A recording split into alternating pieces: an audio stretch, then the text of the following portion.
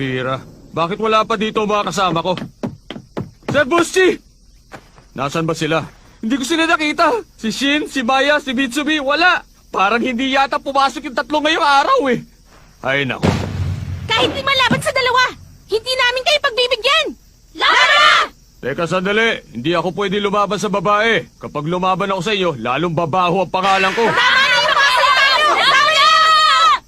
Ako na ang bahala sa mga to. Magkakandara pa mga to sa gandang lalaki ko. Final attack! Pretty Boy Flash! Pinaliwala! Bunshi, tama na! Humanda ka! Ay, nako. Kung talagang hindi kayo titigil, sige, lalaban ako mag-isa sa inyong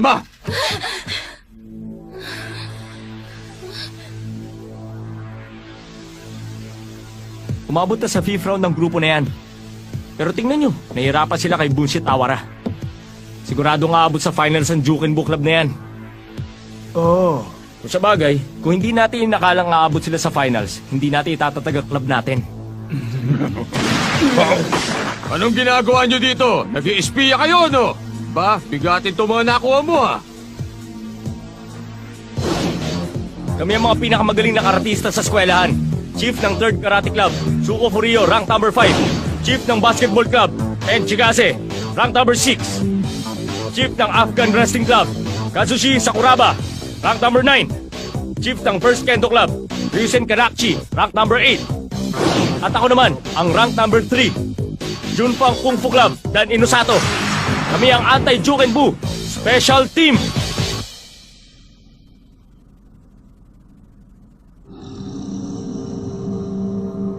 Papa, tama pala sinabi mo. Pumapangalawa ka lang pagdating sa lakas at espada. Nakita mong hinaharap. Nakita mo kung ano ang aking dapat makamit.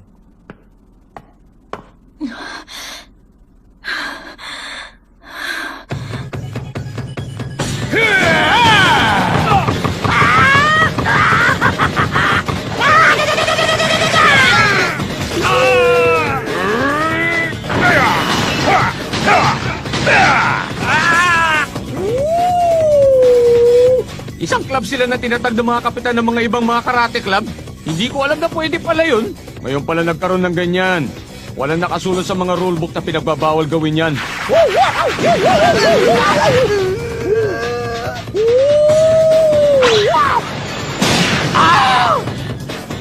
Tapos ang maliligayang araw nyo!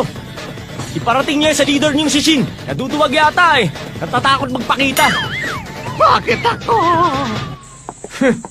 Laking kalokohan ito. Ubo talaga ng yabang ang mga yun. Malakas kaya sila? Naalala mo yung sinabi nila tungkol sa rankings? Rankings sa todo high school ang tinutukoy nila. Kasama nila sa team nila yung 2 kasali sa top 10. Para sa akin, hindi na masama yun. Hindi mo na matatawag na mahina yun. Ah, ganun ho ba? Sir kayo, ano kayo sa rankings? Si Shin ang pangalawa. Ako number 1. Ha? Hindi ba dapat yung number 1 sa rankings ang chief ng enforcement team? Narinig mo yung sinabi nila na ang pipiliing chief ay manggagaling sa nanalo na team, hindi ba? Hindi pa qualified na maging chief si Shin dahil hindi pa siya lumalaban sa tournament kahit isang beses. Kaya automatic na nalampasan ko ang rango niya dahil lumaban na ako at gumamit ako ng enerhiya. Ah, kaya pala ganun. Ang kaso, nasa kaya si Shin at yung dalawa? Ewan. Para nakita ko rin dito yung papa ng Mitsumi. Alam nga naman pumunta siya dito para mamasyal. Ano naman kaya mangyayari dito?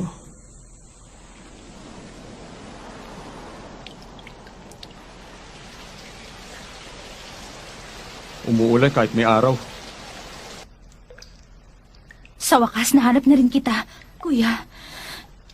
Teka. Hindi ba ngayon na ang finals ng tournament? Kapag hindi ka pumasok ngayon, hirapan si Bushi na lumaban. Diretsuhin mo na ako.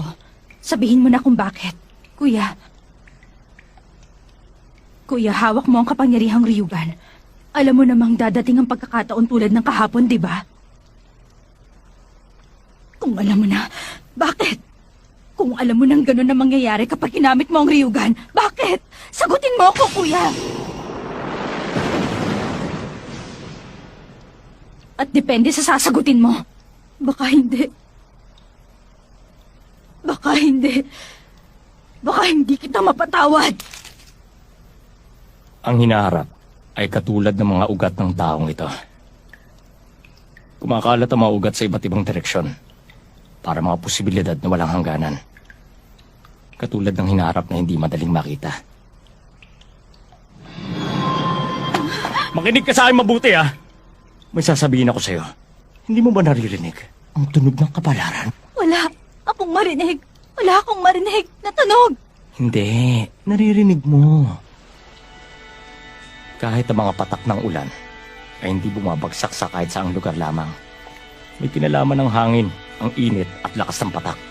Ang bawat patak ay may lugar kung saan ito dapat bumagsak.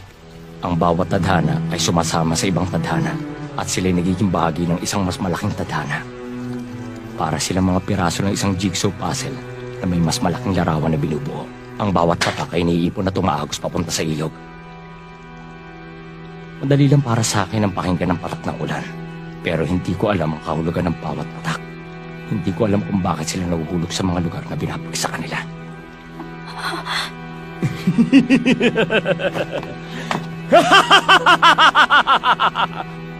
Nakakatawa, hindi ba? Bakit kaya sa lahat ng tao na nabubuhay sa mundong ito, sa akin pa'y pinag-alobang kapangyarihan katulad ito? Yan ang dahilan kaya palagay ko ibang klase magpatawa ang sino mang lumikha sa akin. Tingnan mo yun, oh. Yun ang daan na tinaha ko.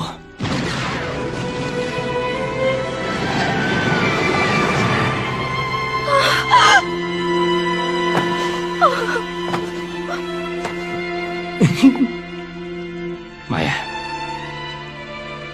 mangako kong hindi mo ko iiwan kahit anong mangyari.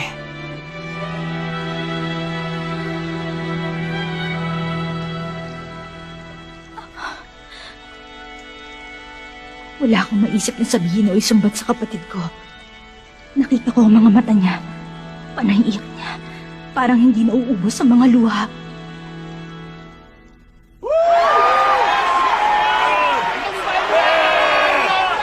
Malapit na nating umpisa ng finals ng pang-105 martial arts tournament.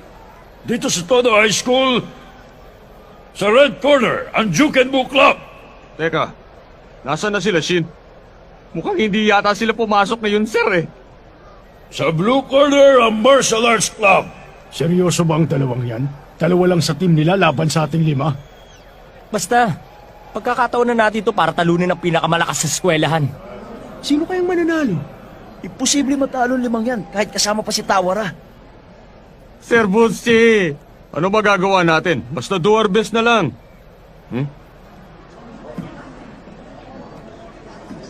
Si Mitsumi! Si Mitsumi yun! Masali pa pala siya sa tournament. Mitsumi! Andito ka na pala! Sir Bunchi, ako muna ang lalaban. Mamaya ka na. Ang lakas na loob ng taong yan, ah. Kung alam niya lang ang pinagdaanan natin nung wala siya. Yung taong yan, wala na naman sa sarili niya. Ha? Wala. Nagkamali ako sa iyo. Akala ko natakot ka na at hindi ka nasisipon. Fight! Kunig-kunig ko lang ba? Hindi. Posible. Hindi ako nagkakamali. No? Ang pakiramdam na ito. Merong naghihintay sa akin. Sa itaas. Kung kaya, hindi ako pwedeng mag-aksay ng oras sa labang ito. Para siyang si Shin. Ano ka ba, Furyo? Nakatayo ka lang dyan!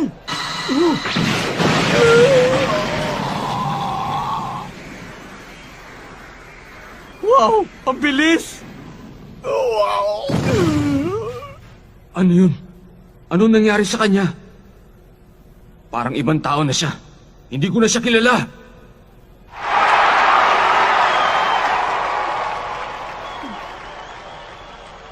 At ngayon, umpisa na natin ang panlimang laban. Eto na ako! Wala!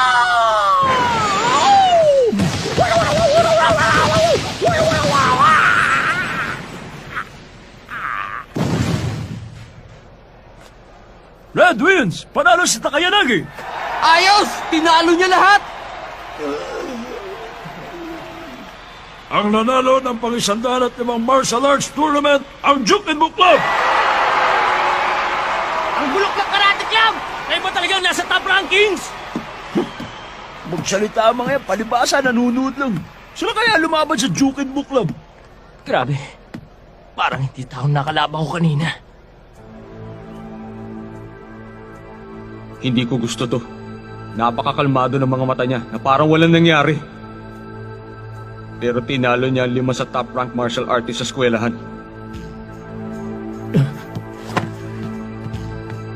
Sabi nila bukas na daw ang award ceremony. Ha? Teka! Mitsumi?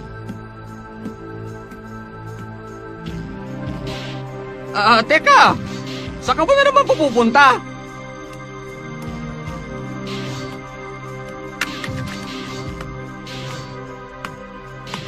Inabot ng mga 36 seconds ang bawat laban. Total time, 3 minutes. Katulad ng sinabi mo. Muntik nang hindi umabot.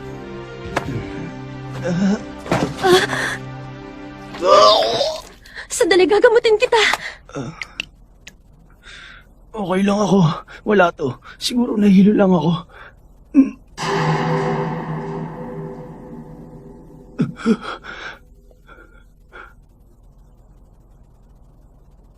Miss Kuzunoa, ano ba talagang nangyari sa katawan ko? Hindi ko maintindihan. Wala naman. Wala namang problema ang katawan mo yung isang araw nang ikaw ang unang dalhin sa ospital. Pero, ang laki ng tinaas ng pulse rate mo.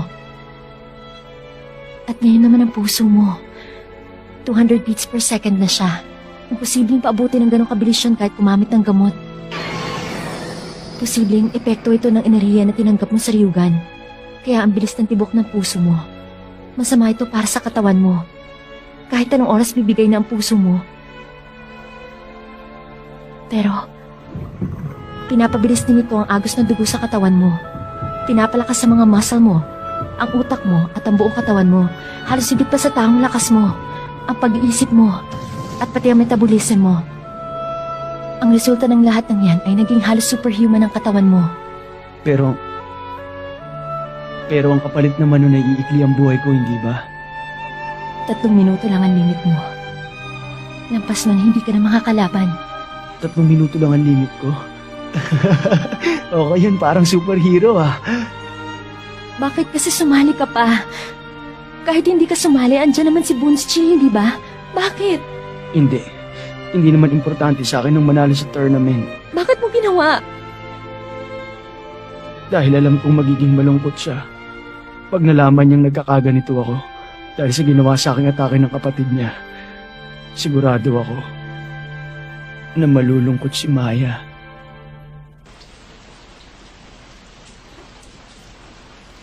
Nakakabilib siya talaga. Ang tibay na loob niya.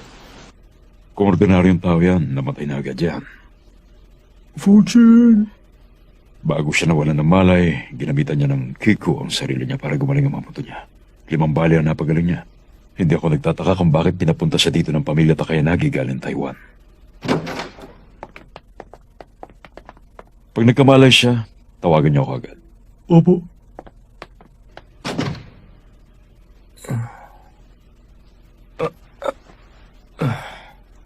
Teka, huwag ka muna gumalaw, Fuchin. Baka mabinat ka. Tumigil ka! Sawa na ako sa pagkukunwari! Pagkukunwari. Ito nang hiningi niyo. Magaling.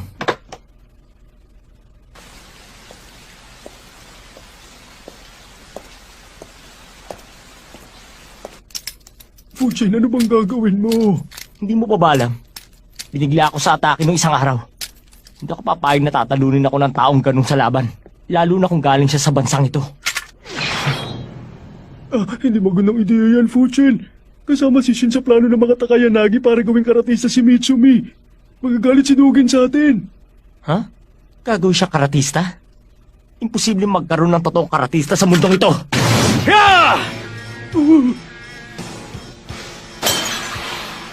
Sakit. Ang sakit. Napakasakit!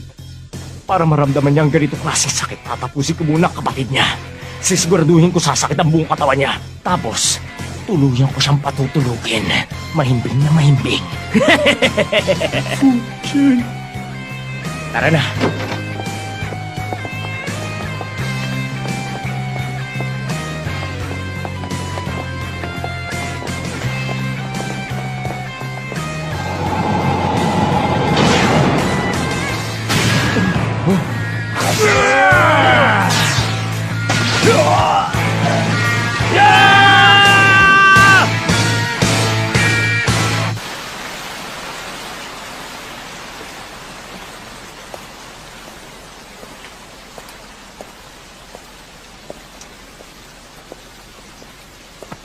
Tapos na tayo rito.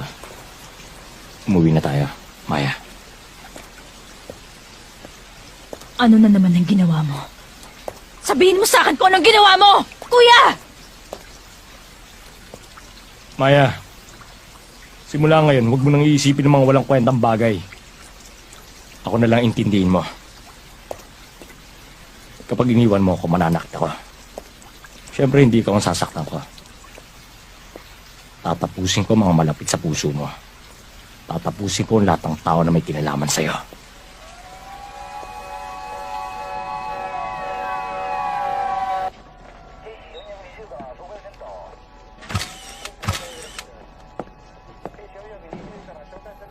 Si Fuchin to ah.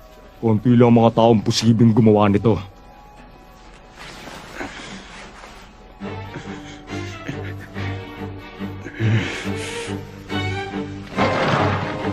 Shin!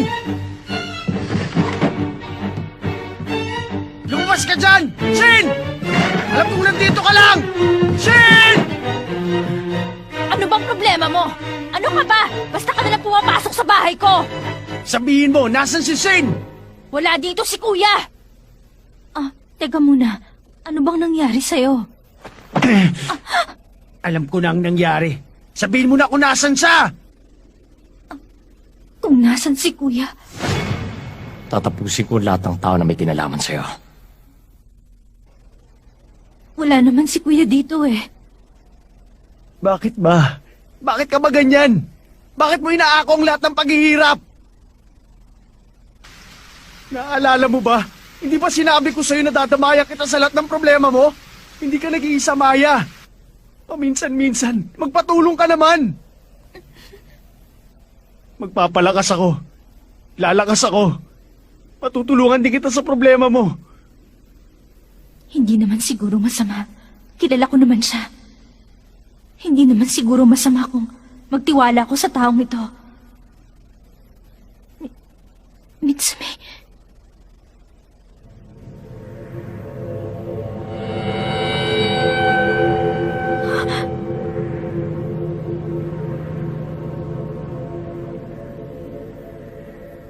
Umuwi ka na. Pakiusap, Mitsumi. Umuwi ka na. Sige na. Utang na loob, iwanan mo na ako.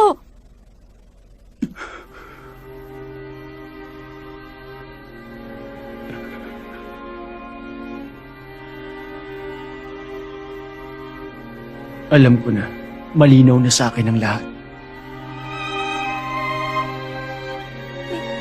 Mitsumi. 3 buwan. Hindi. Bigyan mo lang ako ng 2 buwan, Maya. Tatapusin ko ang lahat ng paghihirap mo.